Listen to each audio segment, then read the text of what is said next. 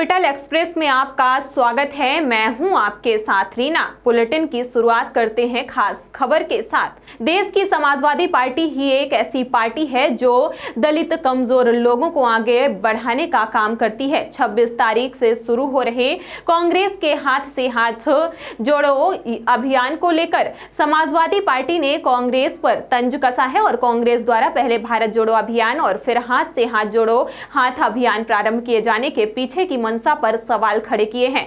और कांग्रेस के राष्ट्रीय नेता राहुल गांधी से कांग्रेस नेता 1947 के बाद थोपी नीतियों के कारण देश की जनता को झेलनी पड़ी परेशानी पर उससे माफी मांगने की मांग उठा हाथ से हाथ अभियान की जगह माफी मांगो अभियान चलाए जाने की बात कही। समाजवादी पार्टी के प्रदेश प्रवक्ता ने कहा कि कांग्रेस पार्टी सभी वर्गों का विश्वास खो चुकी है। यही कारण है कि अपने अस्तित्व को बचाने के लिए अभियान पर अभियान चला कांग्रेस पार्टी को बचाने का प्रयास किया जा रहा है। झड़प हुई, जूते लाते चले, ये उनकी विचारधारा है, ये उनका कार्य करने का तरीका है। कांग्रेस तो सदा से ही जूते और लातों वाली पार्टी रही है। कभी किसी का कुर्ता फट जाता है, किसी नेता का, कोई मंत्री का मंच फिक जाता है, कोई मंत्री धक्के देकर उतार दिया जाता है। ये कांग्रेस का चलन है, ये कांग्रेस में ही और भारतीय जनता पार्टी में ही चलता है। ये समाजवादी पार्टी एक विचारधारा वाली पार्टी है। यहाँ एक नेता, एक आदेश, एक संविधान, पूरा हिंदुस्तान, उसको लेके हम लोग काम कर रहे हैं। उस संविधान पे चल रहे हैं जो बाबा भीमराव अंबेडकर जी का जो संविधान था, उस हम संविधान पे चल रहे हैं। हमारी पार्टी का भी एक नेता है, वो है अखिलेश यादव। एक नेता है हमारे यहाँ जिसकी आवाज़ से सारे हिंदुस्तान में जो हमारे कार्यकर्ता हैं, हमारी पार्टी के नेता हैं, सब उठ के चल पड़ते हैं। हमारे यहाँ ना जूते चलते हैं, हमारे यहाँ ना लाते चलती। ये कांग्रेस और भारतीय जनता पार्टी और दलों का में ये काम किए जाते हैं। कल 26 को गणतंत्र दिवस की हार्दिक शुभकामनाएं। और मैं चाहता हूँ, बहुत छोटा सा कार्यकर्ता हूँ, बहुत छोटे से कार्यकर्ता हैं हम लोग। हम चाहते हैं कि इस देश में ऐसा कानून जो बाबा भीमराव अम्बेडकर जी का जो कानून है, उस संविधान पे ही चले, उस संविधान के हिसाब से ये मुल्क चले। जिस तरह से इस मुल्क को बांटने की जो कोशिश, संविधान को उर्द-पुर्द करने की जो राजनीतिक दल जो कोशिश कर रहे हैं, वो कोशिश बंद होना चाहिए। हमारा एक संविधान, एक मुल्क, ये संविधान पे हम लोगों को चलना चाहिए। आपके चैनल के माध्यम से तमाम 26 जनवरी की तमाम मुल्क के लोगों को दिल की गहराइयों से शुभकामनाएं देता हूँ। विश्वास की ऐसी कोई वो नहीं मिली है सबूत, उसने श्याम मानव को लिखित में जवाब दिया है, इस पर आप क्या कहेंगे? बहुत सारे बाबा जेल में हैं, राम रहीम जेल में हैं, इंदौर के एक बाबा वो भी बेचारे जेल में हैं बलात्कार में, डेरा सच्चा सौदा बाबा वो भी जेल में हैं। बागेश्वर जी यकीनन यंग ब्लड है, बहुत अच्छे वक्ता हैं, भारतीय जनता पार्टी से कहीं ना कहीं जुड़े हैं वो। लेकिन वो जिस तहरीर को, जिस शब्दों को लेकर चल रहे हैं, उन शब्दों का, हिंदू मुस्लिम शब्दों का इस देश में कोई स्थान नहीं है, क्योंकि ये गंगा जमुनी तहजीब का मुल्क है। आज नहीं तो कल जब बाबा एक अच्छे प्लेटफॉर्म पे जाएंगे तो यही भारतीय जनता पार्टी होगी। जिस तरह और बाबाओं को जेल भेजा है, उसी तरह आगे जाके हो सकता है कि बागेश्वर धाम के जो आदरणीय सम्मानीय महंत हैं, युवा महंत हैं, हो सकता है सरकार की हिस्सा बांटा नहीं हो तो उनको भी जेल का रास्ता यही सरकार जो आज जो समर्थन कर रहे हैं, और कल उनको भी जेल भेजने का ये लोग काम करेंगे। जिस तरह और बाबाओं को भी तो भारतीय जनता पार्टी ने भेजा है जेल। हो सकता है कि बागेश्वर धाम जी को भी आगे जब बहुत ख्याति प्राप्त हो जाएंगे और अकूत संपत्ति के मालिक होंगे तो उनके साथ भी यही भारतीय जनता पार्टी और यही संघ, यही RSS, यही बजरंग दल इकट्ठा होकर प्लान करके इनको भी जेल में डालने का काम यही करेंगे। कांग्रेस ने जम्मू सीट का लक्ष्य, पिछली बार भी भाजपा का यही लक्ष्य था मगर सरकार नहीं बना पाई। इस बार क्या आपको लगता है कि झगड़े सुलझना चाहिए?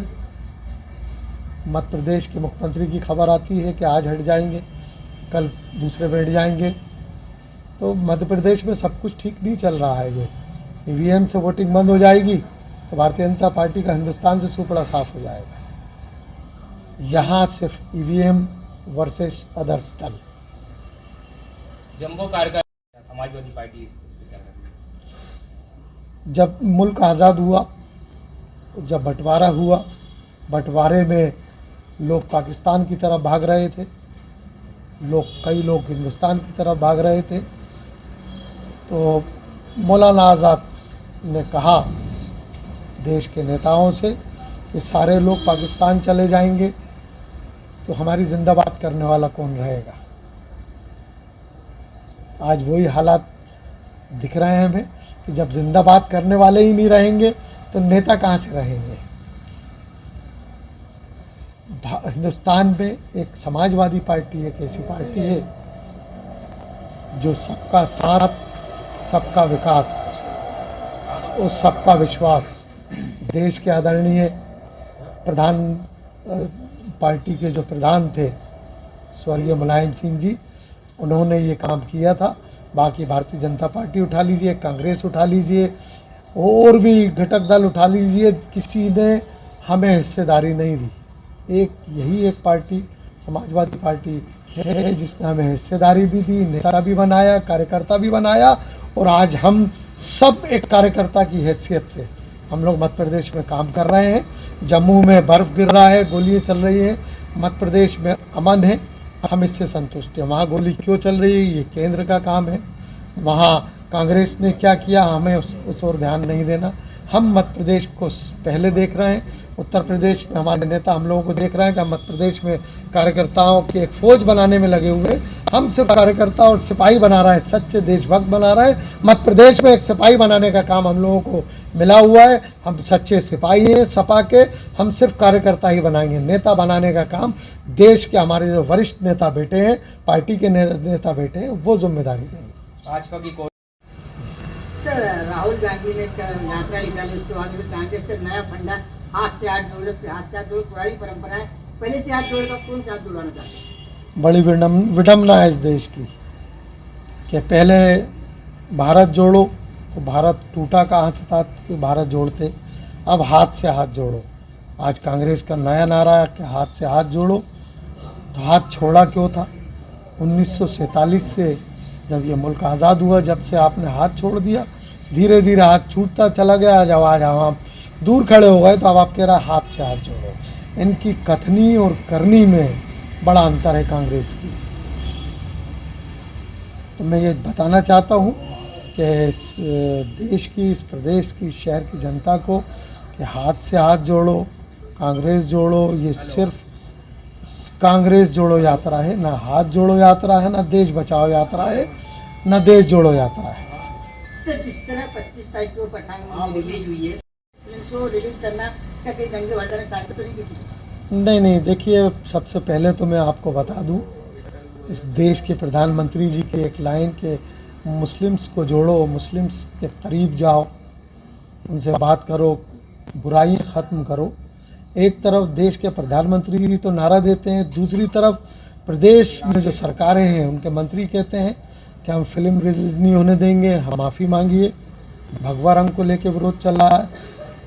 हम देश के मुद्दों से भटके हुए हैं, भूले हुए हैं। देश के जो राजनीतिक जो दल हैं, भारतीय जनता पार्टी है, कांग्रेस है, ये सिर्फ आपका मुद्दों से ध्यान भटकाने का काम कर रही है। देश को ज़रूरत है महंगाई को रोकने की, देश को ज़रूरत है शिक्षा की, देश को ज़रूरत है रोज़गार की। लेकिन हम इन चीज़ों को भूलकर हम एक पिक्चर का जो जिसका कोई ना सलमान खान, ना शाहरुख खान, ना आमिर खान, हम इनके पीछे भागकर अपने मुल्क को हम पीछे ले जा रहे हैं। एक पिक्चर का, एक छोटी सी पिक्चर का विरोध कर भारतीय जनता पार्टी की ये साजिश थी कि पठान मूवी को हिट कराने की। जिस तरह गदर कांड हुआ, गदर फिल्म हिट कराई थी, इसी तरह पूरी मुझे लगता है कि ये प्लानिंग के साथ, प्लानिंग का हिस्सा है ये पठान मूवी को हिट कराने का फार्मूला जो भारतीय जनता पार्टी ने भोपाल के काबीना वरिष्ठ मंत्री जी ने जो शुरू किया था, वो पूरे विदेश में चला, जिसको लेकर देश का प्रधानमंत्री भी चिंतित हुआ कि एक फिल्म को लेकर पूरे दुनिया में एक मजाक का कारण बना। तो हमें इस मुल्क की चिंता होना चाहिए, ना कि पिक्चरों पे काम करें। नागपुर पुलिस देश भर में आज पठान मूवी रिलीज हुई। देश भर में विरोध प्रदर्शन, विवाह, भोपाल में भी बजरंग दल के कार्यकर्ताओं और संस्कृति बचाओ मंच के कार्यकर्ताओं ने खूब हंगामा किया और फिल्म को रिलीज नहीं होने दिया। सिनेमा हॉल के मेन गेट पर बैठकर सभी कार्यकर्ताओं ने धरना प्रदर्शन किया, नारेबाजी करते रहे और शो को चलने नहीं दिया। संस्कृति बचाओ मंच के अध्यक्ष चंद्रशेखर तिवारी ने बताया कि पठान फिल्म संस्कृति बिगाड़ने का काम कर रही है, इसको हम नहीं चलने देंगे। सिनेमा हॉल में हम लगातार विरोध प्रदर्शन करेंगे। इस पठान फिल्म के लिए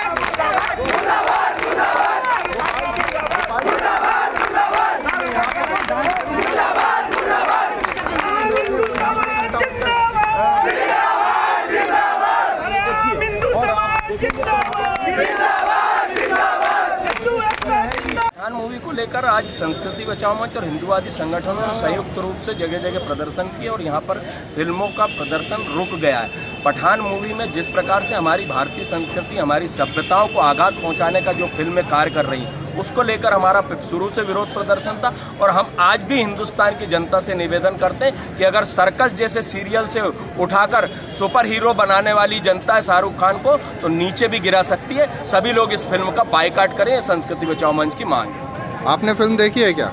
देखिए, फिल्म जिसका कंसेप्ट ही बुरा हो, किसनी अश्लीलता, भगवा रंग जो है वो बेशरम रंग प्रदर्शित किया गया, आतंकवादी की एक स्टोरी जो है फिल्म पठान में प्रदर्शित की गई है, उसको भी लेकर के आतंकवादी की स्टोरी बताकर आप क्या आतंकवादियों की शिक्षा ग्रहण कराना चाहते हैं? युवाओं को क्या संदेश देना चाहते हैं? संदेशात्मक अगर फिल्में होंगी तो उससे देश की तरक्की होगी और देश हिंदू राष्ट्र की ओर अग्रसर होगा।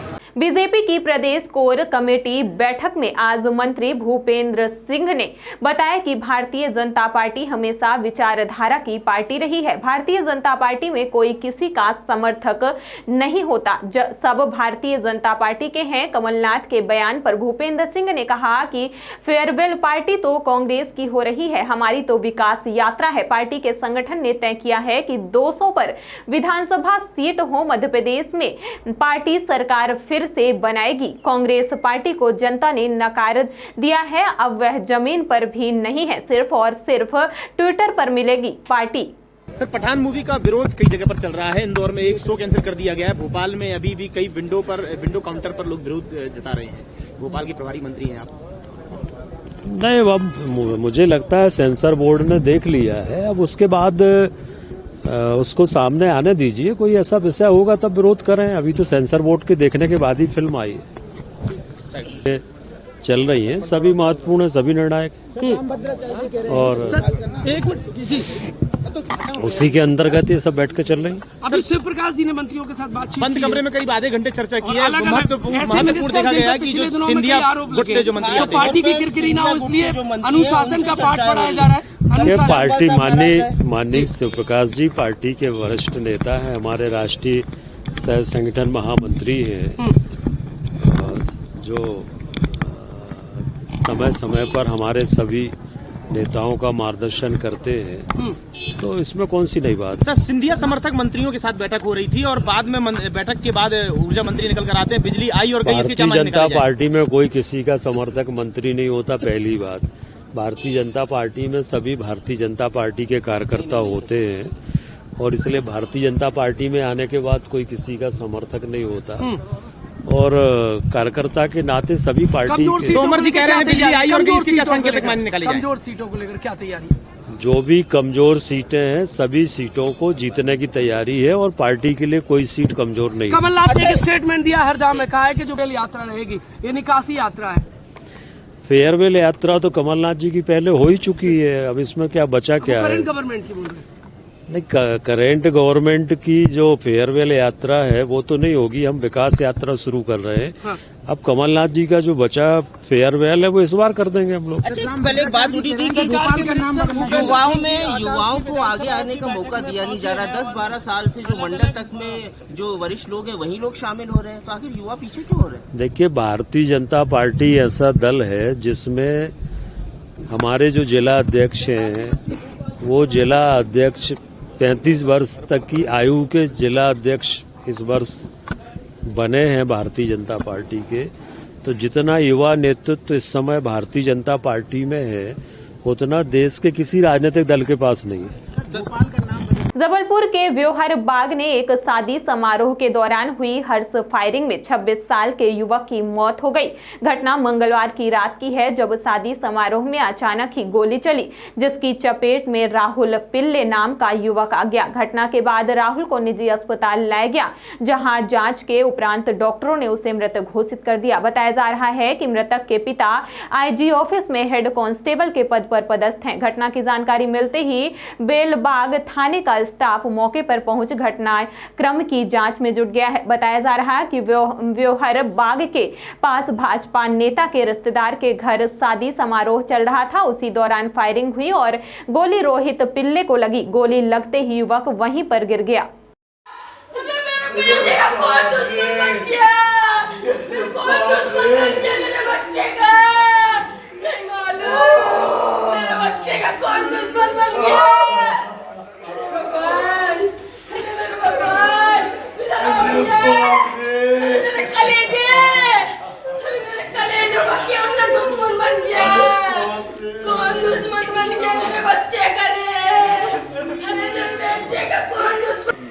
भैया कहाँ की घटना है, क्या है, कौन लड़का है?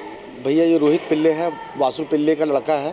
ये पुलिस लाइन में आता है और इनका कहाँ पर शादी पे कोई गया हुआ था। इसका कोई क्या पता नहीं क्या विवाद है, पता नहीं क्या हुआ। कोई फायरिंग से हो गई थी, गलती से हो गई है। अभी उसकी यहाँ सिटी हॉस्पिटल लेके आए हैं, उसकी डेथ हो गई है। अच्छा, ये कितनी उम्र होगी इनकी उम्र होगी लगभग 25-26 साल की समथिंग। और इनके पिताजी क्या करते हैं? तो पुलिस में है। किसने खिलाया? अब जी इसके बारे में जानकारी अभी कुछ नहीं मिली। आपका नाम? मेरा PS पिल्ले है। आप कौन थे? मेरे मैं चाचा लगता हूँ उनका। जी सर, एक घटनाक्रम हुआ शादी समारोह में, क्या मामला? ये एक शादी का कार्यक्रम हो रहा था बेलबाग क्षेत्र अंतर्गत, जिसमें कि रोहित पिल्ले भी सम्मिलित हुए थे जो मृतक हैं। और उसमें जैसा अभी तक की जांच में आया है कि कोई हर्ष फायर जैसा चल रहा था, उसमें गोली उनको लग गई, जो कि प्रद्युम्न सोनकर उन्होंने चलाई थी। और इसमें जो पुलिस जो है इसमें सुसंजित जो धारा है उसमें अपराध पंजीबद्ध करके उनकी गिरफ्तारी करके विवेचना करेंगे। अखिल भारतीय कांग्रेस कमेटी के राष्ट्रीय प्रवक्ता अजय उपाध्याय का कहना है कि बीजेपी सरकार का आज देश को हर स्तर पर कमजोर करने की कोशिश में लगी है। संवैधानिक संस्थाओं की निष्पक्षता को प्रभावित किया जा रहा है। धर्म को धर्म से, क्षेत्र को क्षेत्र से और जाति को जाति से लगाया जा रहा है।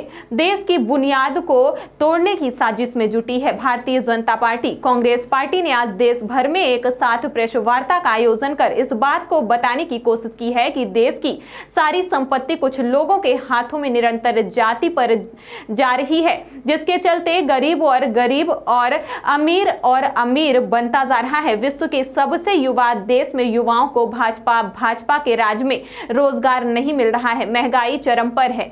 कहीं एजेंडे हैं जो उनके कुछ फ्रिंज एलिमेंट लोग हैं, वो उस एजेंडे को आगे बार बार लाने का प्रयास कर रहे हैं ताकि देश के बुनियाद पर प्रहार किया जा सके। हम लोगों ने, कांग्रेस पार्टी ने राष्ट्रीय स्तर पर अगले 2 महीने तक हाथ से हाथ जोड़ो कार्यक्रम के माध्यम से, एक राजनीतिक अभियान के माध्यम से इन सारे मुद्दों को आम जनमानस के बीच ले जाने का काम कल से शुरू कर रहे हैं। अगले 2 महीने तक रहेगा। देश में 6 लाख गांव, 2.5 लाख ग्राम पंचायतें और लगभग 10 लाख बूथ हैं।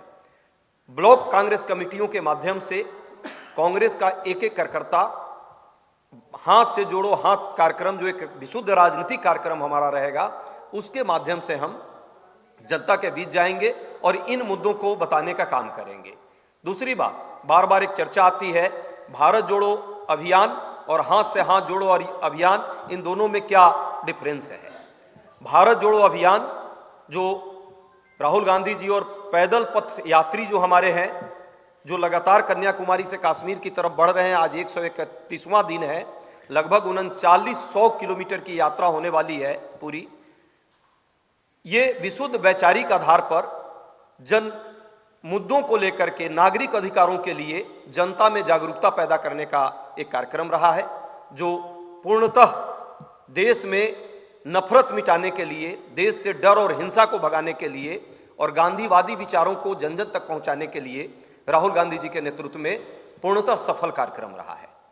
दूसरी बात, जो राजनीतिक कार्यक्रम हमारा कल से शुरू हो रहा है, हाथ से जोड़ो हाथ कार्यक्रम, ये एक तरह से विशुद्ध राजनीतिक अभियान है, जिसमें कांग्रेस पार्टी के लाखों कार्यकर्ता जुड़ेंगे और वो कार्यकर्ता देश के जन विरोधी, जो भाजपा के सरकार की जो नीतियां हैं देश विरोधी, उनको जन जन तक पहुंचा। देखिए, जो हाथ से हाथ जोड़ो अभियान हमारा है, ये विशुद्ध कांग्रेस पार्टी के कार्यकर्ताओं के द्वारा संचालित, कांग्रेस पार्टी के नेताओं के द्वारा जन जन तक मुद्दों को ले जाने का एक विशुद्ध राजनीतिक कार्यक्रम है, जो कांग्रेस पार्टी का इंडिपेंडेंट कार्यक्रम है। भारत जोड़ो जो कार्यक्रम हमारा रहा है अभी तक, जो चल रहा है, हमारे शीर्ष नेता और बहुत सारे लाखों कार्यकर्ता उसमें जुड़े हुए हैं, वो भारत की तिरंगा के साथ हम पूरे देश में चल रहे थे, जिसमें आम जनमानस उसको लीड कर रहा था। ये कांग्रेस पार्टी के कार्यकर्ता इस कार्यक्रम को लीड करेंगे। तो ये हाथ से हाथ जोड़ो का मतलब है घर घर जाकर के लोगों को नमस्कार करना, लोगों का स्नेह और प्यार लेना, आशीर्वाद लेना और जन मुद्दों पर एक विमर्श खड़ा करना है। ये कांग्रेस पार्टी के लिए एक कार्यक्रम है।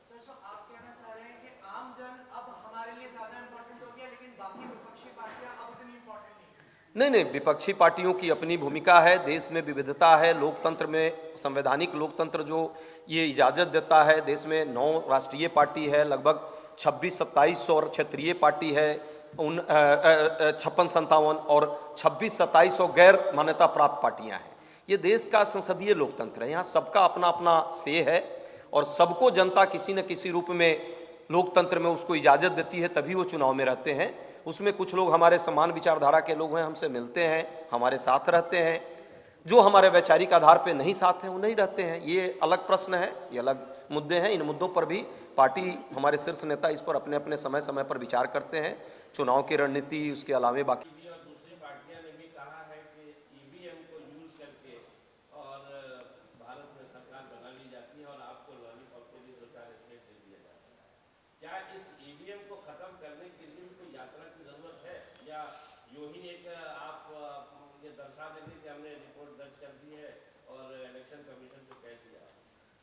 देखिए, लोकतंत्र में जनता मालिक होती है और हमारा काम है जनता के बीच जाकर के जो मौलिक लोकतंत्र के मुद्दे हैं, ये संवैधानिक मुद्दों से जुड़ा हुआ, चुनाव आयोग से जुड़ा हुआ आपने प्रश्न किया है, जो पार्टी की राय है शीर्ष नेतृत्व की, वो राय समय समय पर हम लोग जनता के बीच रखते हैं और राजनीतिक कार्यक्रमों के माध्यम से उस पर हम जरूर एक विमर्श खड़ा करने का प्रयास करते हैं, जो सार्थक विमर्श हो।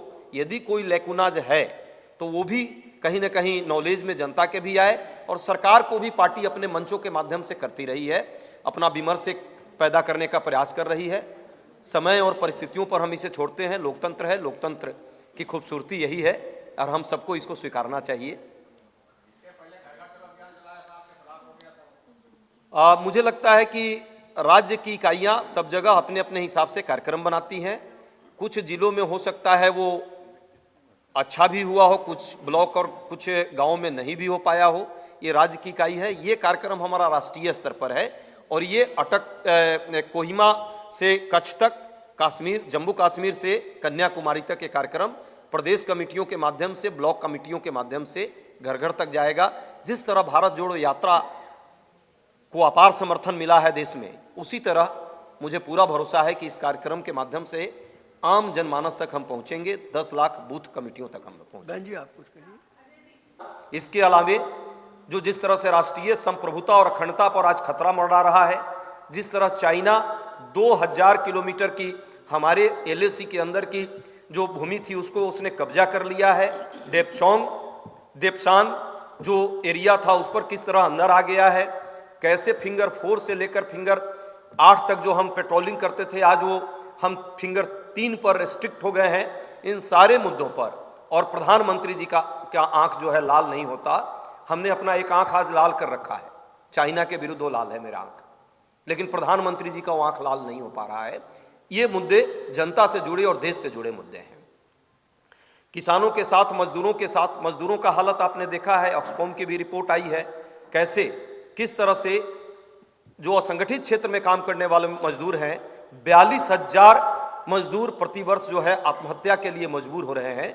और ये सरकार सिर्फ दिखावे करके, प्रधानमंत्री जी देखिएगा कल से कैसे कैसे नाटक को शुरू करेंगे, लेकिन मजदूरों के अधिकारों की जो रक्षा हो सकती थी, उनको वाजिब मजदूरी मिल सकती थी, उनके अधिकारों क्यों वो आत्महत्या कर रहे हैं उस पर सरकार कुछ उचित कार्रवाई करती और उनको राहत देती। ये राहत का काम नहीं है। एमएसएमई का हाल सबने देखा है, 1,18 बिलियन डॉलर का जो है जिस तरह से आयात का जो मामला है और जिस तरह से छोटी छोटी वस्तुएं भी भारत की चाइना पर निर्भर होती जा रही है, आत्मनिर्भरता का धोखा देकर के और चाइना पर निर्भरता हमारी बढ़ाई गई है। जो व्यापार घाटा है वो लगातार प्रतिकूल हो रहा है। ये देश के मध्यम और लघु उद्योगों पर कहीं ना कहीं प्रहार करने का सरकार काम कर रही है।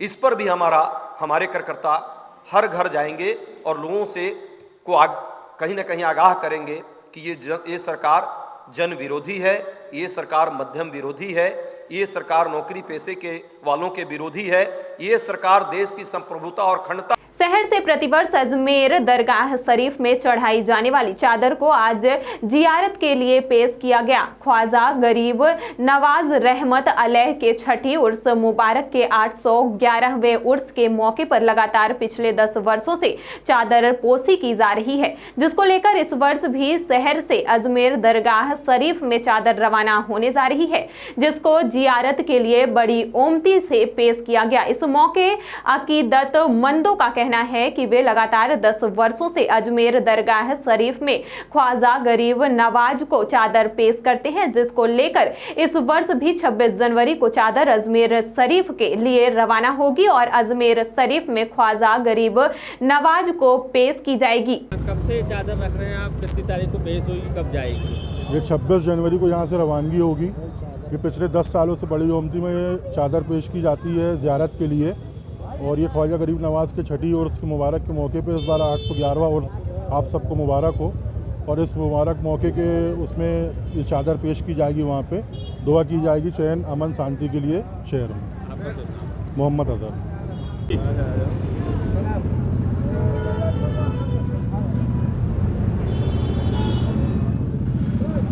ख्वाजा गरीब नवाज के सालाना उर्स पे बड़ी ओमती से हर साल एक परंपरागत रूप से चादर जाती है। सादाब और नवाब ये पूरा परिवार बड़ी शिद्दत के साथ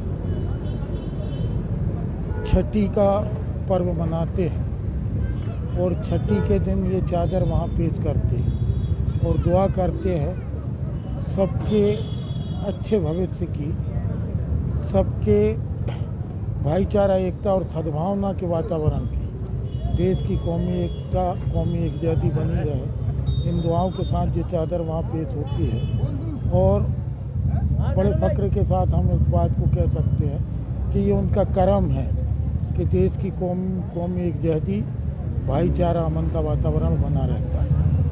फिल्म पठान को लेकर विवाद थमने का नाम नहीं ले रहा है। पूर्व में जहां एक गाने को लेकर हिंदू संगठनों द्वारा विरोध प्रदर्शन किया गया था, जिसके बाद फिल्म सेंसर बोर्ड द्वारा उक्त दृश्य को हटाने का आदेश दिया गया था। विवादित दृश्य को हटाने के बाद आज फिल्म पूरे भारत में प्रदर्शित की गई, लेकिन हिंदू संगठनों द्वारा इस फिल्म का विरोध किया जा रहा है। इसी कड़ी में आज बड़ी संख्या में हिंदू संगठन के लोग समदड़िया मॉल पहुंचे, जहां उन्होंने विरोध प्रदर्शन किया, जिसके चलते फिल्म के शो को बीच में ही रोकना पड़ गया। इस मौके पर हिंदू संगठन के लोगों का कहना है कि भले ही विवादित दृश्य हटा दिया गया है, बावजूद इसके दृश्य डालने से यह प्रमाणित होता है कि यह फिल्म हिंदू विरोधी मानसिकता को लेकर बनाई गई है। हिंदू सेवा परिषद द्वारा आज समदड़िया मॉल में आकर पठान फिल्म का विरोध किया गया।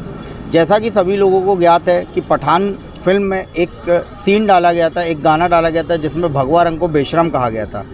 मानते हैं हम ये बात कि सेंसर बोर्ड ने उस क्लिप को अलग कर दिया, परंतु जिस फिल्म निर्माता ने उस सीन को डाला उससे उनकी मानसिकता दिखाती है कि वो कितनी देशद्रोही से भरी हुई मानसिकता है कि उन्होंने ऐसा सीन, ऐसा गाना डाला, क्योंकि उनको मालूम है कि हम डाल रहे हैं, अगर चला तो चला, विरोध हुआ तो अलग कर देंगे, इसमें उनका कोई नुकसान नहीं है।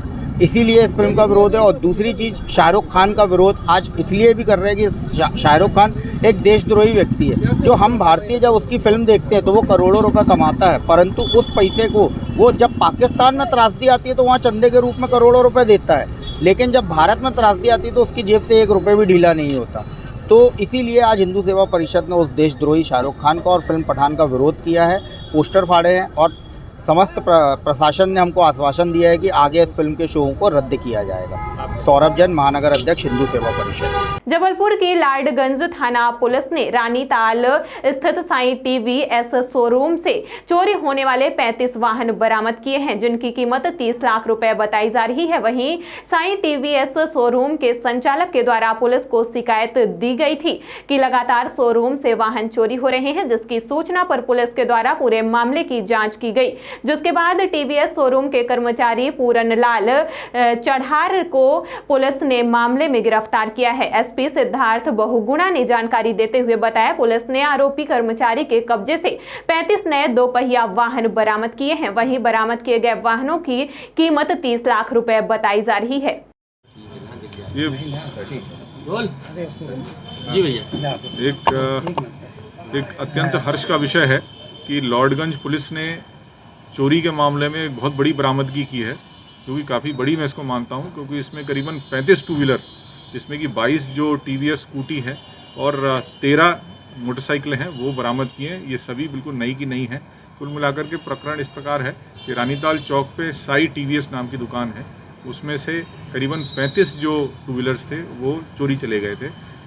जो उनके मालिक थे उनको अपने एक जो उनका कार्य कर रहे थे 10 साल से, पूरनलाल चढ़ार, उन पर शक था।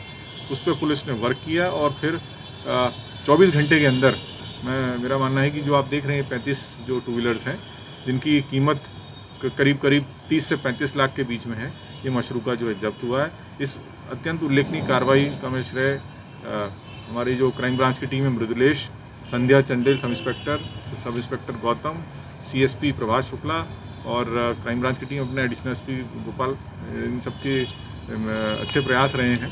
और कुल मिला के ये मैं टू व्हीलर्स की one of the biggest recovery जो है थाना लॉर्डगंज की ये हुई। कितने लोगों के द्वारा मिलकर इस वारदात को अंजाम दिया गया था चोरी का? अभी तक तो फिलहाल पूरनलाल चढ़ार का ही आया है, लेकिन विवेचना में हो सकता है कि इसको कुछ अन्य लोगों ने भी सहयोग किया हो, क्योंकि ये इनका मोडस ऑपरेंडी चोरी करने की ये रहती थी कि ये जिस साई टीवी में काम करते थे वहाँ मान लीजिए अगर इनके सीनियर ने बोला है कि 5 मोटरसाइकिल दुकान में ले जानी है गोडाउन से, तो ये 7 ले आते थे और 2 अपने किसी अन्य जगह रख लेते थे। तो ऐसे ऐसे करके इन्होंने गोहलपुर, हनुमानताल क्षेत्र में और अन्य क्षेत्र में इनको सस्ते दामों में बेचा था और जैसे बेचते थे ये। अब तक की खबरों में बस इतना ही। देश और दुनिया की तमाम बड़ी खबरें देखने के लिए बने रहे हमारे चैनल के साथ। नमस्कार।